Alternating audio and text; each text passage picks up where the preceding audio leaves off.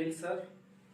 आज class 10th का रसायन विज्ञान का पहला चैप्टर रासायनिक अभिक्रिया एवं समीकरण का अध्ययन करेंगे। इस चैप्टर का अध्ययन करने से पहले हम जानेंगे रिएक्शन अभिक्रियाएं किसको कहते हैं। अभिक्रियाएं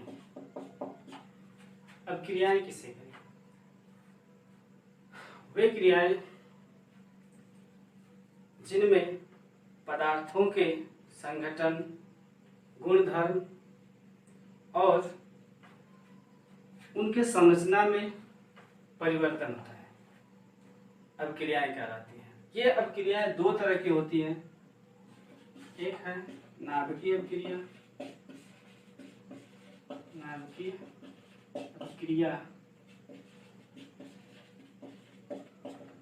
अभिक्रिया, और सेकेंड रासायनिक अभिक्रियाएं।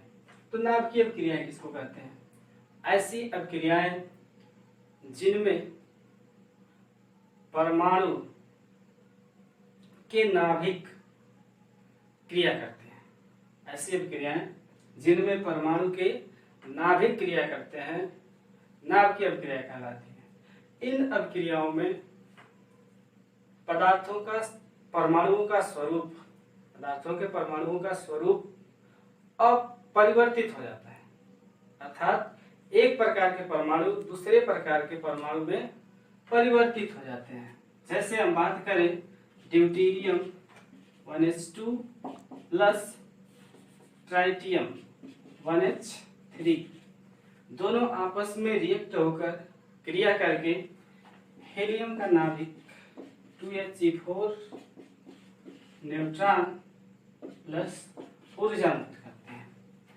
यानी ये तो था दोनों परमाणु हाइड्रोजन के, लेकिन दोनों रिएक्ट हो गए, आपस में जुड़ गए और रिएक्शन करने के फलस्वरूप हीलियम के नाभिक का निर्माण कर दिए। यानी पहले हाइड्रोजन किसमें बदल गया? हीलियम में, और इनका रूप परिवर्तित हो गया। या फिर यूं कहें कि 92 यूरेनियम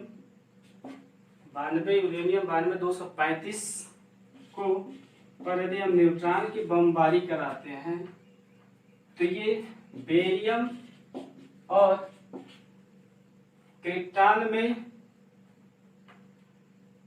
टूट जाता है। 56 14 36 92 प्लस 3 न्यूट्रॉन। ये है नाभिकीय अभिक्रियाएं। अब नाभिकीय अभिक्रियाएं दो तरह की होती हैं। एक होता है नाभिकीय संलयन और दूसरा होता है नाभिकीय विखंडन।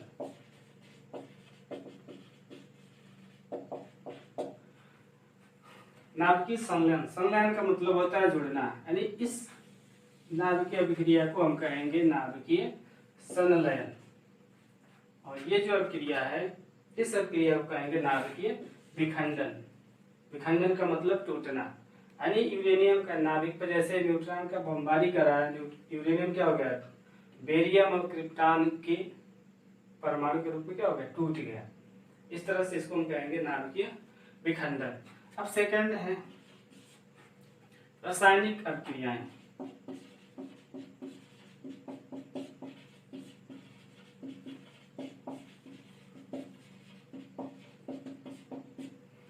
रासायनिक अभिक्रियाएं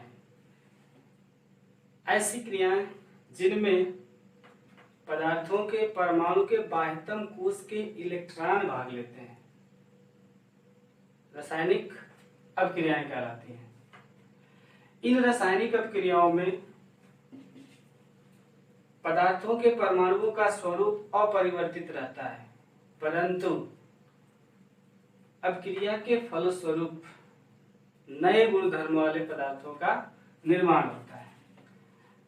नाभिकीय अभिक्रिया में क्या था कि इसमें परमाणुओं का स्वरूप चेंज हो गया, लेकिन रासायनिक अभिक्रिया में परमाणुओं का स्वरूप चेंज नहीं होता है, बल्कि क्या होता है कि वह एक दूसरे से रिएक्ट होकर किसी नए गुणधर्म वाले पदार्थों का निर्माण करते हैं। जैसे हम जिंक ऑक्साइड को जैसे H2SO4 सल्फ्यूरिक अम्ल में डालते हैं जिंक ऑक्साइड को सल्फ्यूरिक अम्ल में डालते हैं तो जिंक सल्फेट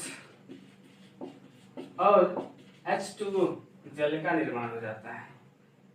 कहने का मतलब जिंक भी है, जिंक है, सल्फेट सल्फेट, हाइड्रोजन है, इधर हाइड्रोजन है, यानी किसी भी प्रकार के परमाणु का परिवर्तन नहीं हुआ। हुआ क्या, किसका, जिंक इसके सल्फेट के साथ जाकर जुड़ गया और बना दिया जिंक सल्फेट, और हाइड्रोजन ऑक्सीजन जुड़कर बना दिए H2O।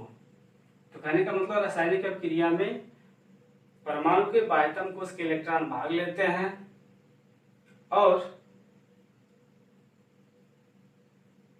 पदार्थों के परमाणु का स्वरूप अपरिवर्तित रहता है तथा अभिक्रिया के फलस्वरूप जो भी क्रिया हुई उस क्रिया के फलस्वरूप जो भी प्रोडक्ट तैयार होता है, जो भी उत्पाद बनता है, वह नए गुणधर्म वाले बनते हैं। हम ये भी इसका डिफिनेशन कर सकते हैं कि दो या दो से अधिक पदार्थ आपस में रिएक्ट होकर अभिक्रिया करके जब नए गुणधर्म वाले पदार्थों का निर्माण करते हैं तो इस घटना को हम रासायनिक अभिक्रिया कहते हैं। अब हम रासायनिक अभिक्रिया, अब हम पढ़ेंगे रासायनिक समीकरण किसको कहते हैं।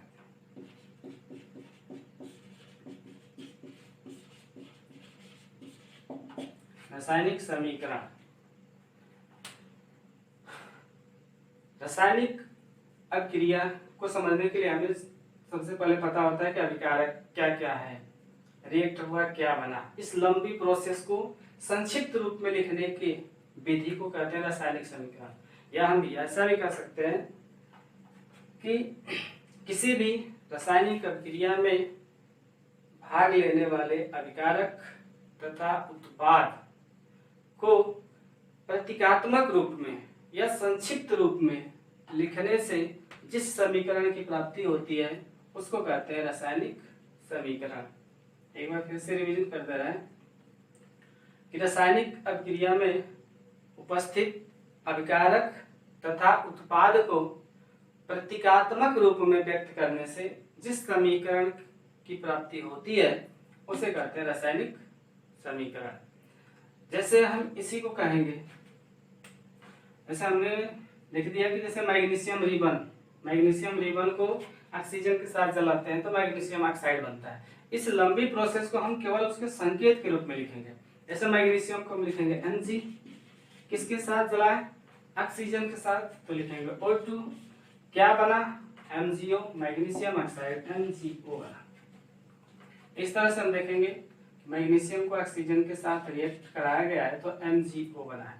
इस पूरी प्रोसेस को, इस समीकरण को ही कहते हैं रासायनिक समीकरण। अब इसके बाद हम पढ़ेंगे रासायनिक समीकरण को लिखने के नियम। रासायनिक समीकरण को लिखने के नियम, रासायनिक समीकरण को कैसे लिखेंगे, कैसे, सबसे पहले इसमें स्टेप बाय स्टेप समझेंगे। सबसे पहला काम है किसी भी रासायनिक अभिक्रिया को जानने के लिए सबसे पहले जरूरी है अभिकारक को जानना। तो पहला काम होता है कि अभिकारक को लिखना, इसके रूप में अभिकारक को प्रतीक के रूप में लिखना,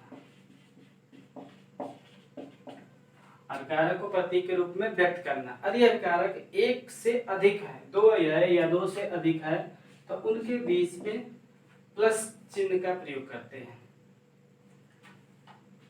उसके बाद सेकंड रूल क्या कहता है कि अभिकारकों को लिखने के बाद एक तीर सिंबल का यूज करते हैं, और ये सिंबल दो तरह के होते हैं, इस तरह से और इस तरह से। ये होता है अंतक्रमणीय अभिक्रिया, मतलब एक तरफ से केवल फॉरवर्ड में रिएक्शन होगा, एक तरफ अभिकारक से उत्पाद बन जाएगा। लेकिन ये होता है उत्क्रमणीय अभिक्रिया का सिंबल, यानी अभिकारक से उत्पाद बनेगा, उत्पाद से अभिकारक बनेगा। इसके बाद तीसरा होता है उत्पाद को प्रतीक के रूप में व्यक्त करना, और यदि दो या दो से अधिक उत्पाद हैं तो उनके बीच में प्लस चिन्ह का प्रयोग कर लेते हैं। चौथा होता है रासायनिक समीकरण। रासायनिक समीकरण में उपस्थित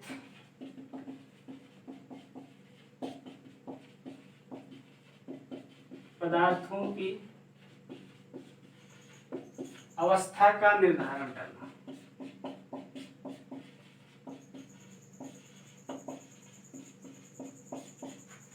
रासायनिक समीकरण जितने पदार्थ यूज हुए हैं उन पदार्थों की अवस्था का निर्धारण करना, किस अवस्था में है।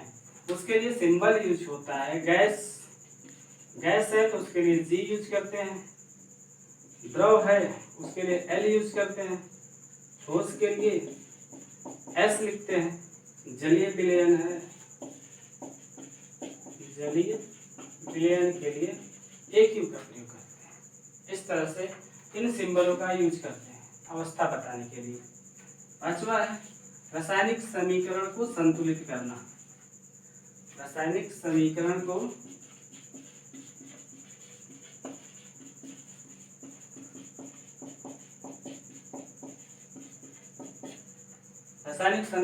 संतुलित करना है। करते क्या है रासायनिक समीकरण को संतुलित करने के लिए कि अभिक्रिया में भाग लेने वाले अभिकारक तथा अभिक्रिया के फलस्वरूप बनने वाले उत्पाद के पदार्थों के परमाणुओं की संख्या को समान करना।